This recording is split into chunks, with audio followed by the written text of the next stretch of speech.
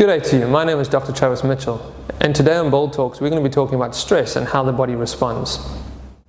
From the first moment of life, the body is designed to interact constantly with the environment, and through this interaction our body has developed a response mechanism. This response mechanism is designed to allow us not only to survive but to excel, and that's when it's working at its most efficient. Unfortunately, if it's not working at its most efficient, what happens is we start to develop problems. This is where I believe most of our health issues start from. So what is this physiological response? The external environment is detected by our sensory system. The sensory system then sends this message to the brain, to the control system.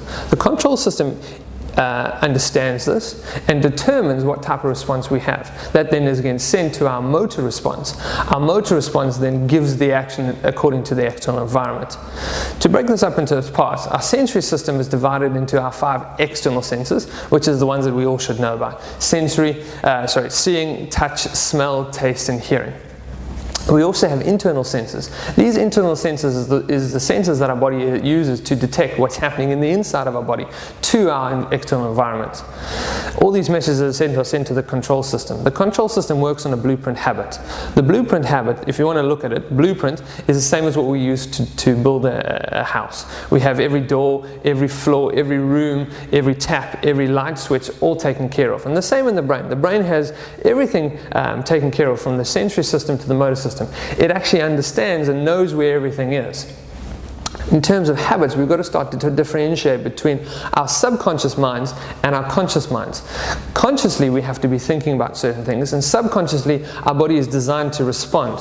And so, our body has these subconscious responses, which we call patterns and habits, that allow us to consciously be dealing with something, where subconsciously, you're actually processing your external environment. A good example of this is when you're driving your car. Often, I'll drive my car home and not actually know that I'm driving. I still get home safely, but my brain is consciously aware of something else.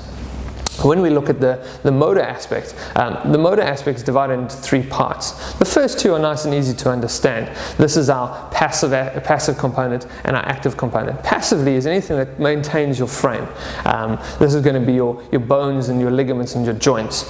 Actively, this is anything that then therefore moves this frame, and most often we're going to be talking about muscles.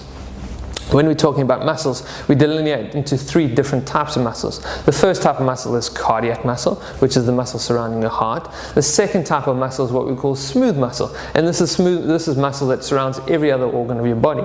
And the last type of muscle, which is mostly what people know about, is our skeletal muscle, the muscle that surrounds, the muscle that forms the muscles for our bones and our joints. So the motor responses are occurring to everything that happens in our environment, and this is sent down from the brain that gives us response. As part of this interaction from the brain and sending this message to the motor responses, our brain also links in with our internal environment. Our internal environment is controlled by our autonomic nervous system.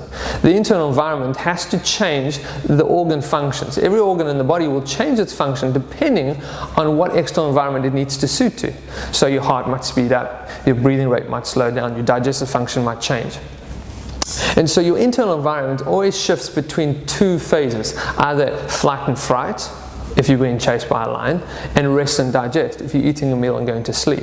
But essentially, this internal state has constantly got to work its way back to a neutral position. The neutral position is where it's most efficient at. And if it can come back to the neutral position, that's where most of its healing occurs from. So why is this all important? Why don't we just forget about all of this and just let it happen? Well, this is important because stress. Stress is this common word that we hear all the time. And what is stress? Most people don't realize that anything within our external environment that we have to respond to is what we call a stressor. The most important aspect is that the body learns to adapt to every one of the stresses that it comes in contact with. And so we look at what we call adaptive stresses. Adaptive stresses then allows the body to then heal and grow from those stresses that it's come in contact with. And this means that our internal state and all our motor responses are able to come back to their neutral. Neutral is the position where they are balanced and they're able to give their most accurate responses. Unfortunately, life is not as simple as one stress at a time. We most probably have accumulation and a constant constant inflow of stresses, and so our body has to work towards dealing with all these stresses, and oftentimes we get overloaded by these stresses. And this is the point where we start talking about stress. Stress, that word that we all know about, is when we're getting an accumulation of stresses that we are unable to efficiently deal, adapt, heal and grow from. And so essentially what happens is these stresses come in and our body cannot deal, adapt efficiently with them, and so we have what we call non-adaptive stresses, and this is where the body starts to struggle. And unfortunately, because we have a constant stream and we're constantly taking in the same type of stresses, our body starts to build habits or compensatory mechanisms, ways that it starts to adapt to these different types of stresses. And because of these constant stream of stresses, the body never has its ability to go back to that neutral position. Again, that neutral position is the position of the internal state where it's in balance. We use the word coherence for balance. Coherence is the body working at its maximum capability. And able to respond to different stresses in either direction. So if we're taking an accumulation of stresses and our body is unable to go back to that coherent or balanced point, we call that a non-adaptive stress. And this is, as I said, where we start talking about stress, as we all know about it. And the problem with this is, unfortunately, debt starts to accumulate.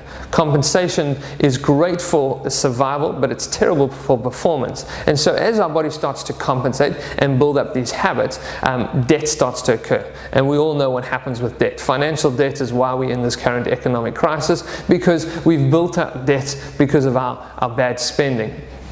And the same thing happens in our body. We start building up debt, and debt is damage. And so we start having damage to all the organs and all the motor aspects that are responding to all the stresses that we're taking into consideration.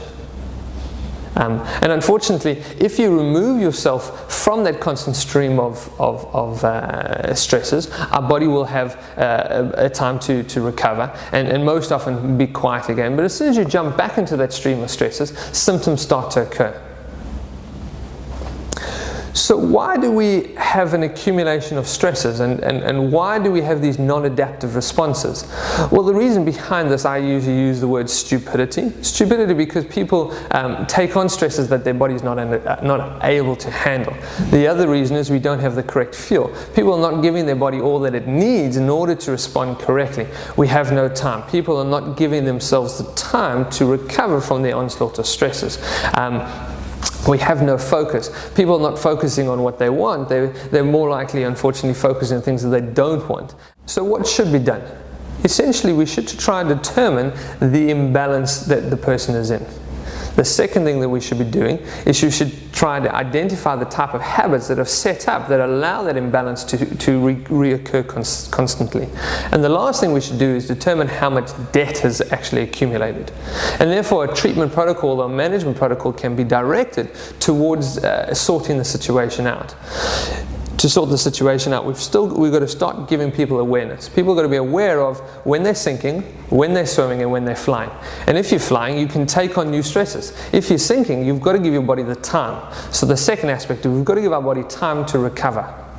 Importantly, we've got to give our body the fuel, or what we need to deal and adapt and heal and grow from all these stresses. We've also got to give our body the focus on what we need in order to recover. Importantly, we've got to look at how well people respond to the treatment that we're giving. In terms of responses, some people respond very quickly and other people respond very slowly. And this response is determined by how much debt is built up and the kind of habits that they have set up along the way.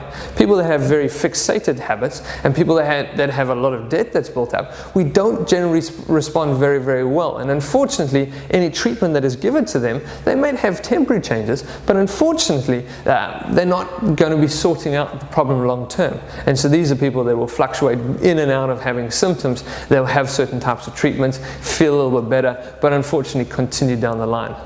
What we have to do is, as I said, dedicate a specific treatment or management protocol whereby we constantly work towards breaking those imbalances, bringing that person back to that coherent point, setting up new habits that allow the body to deal more efficiently with the environment, and working specifically to get rid of that debt.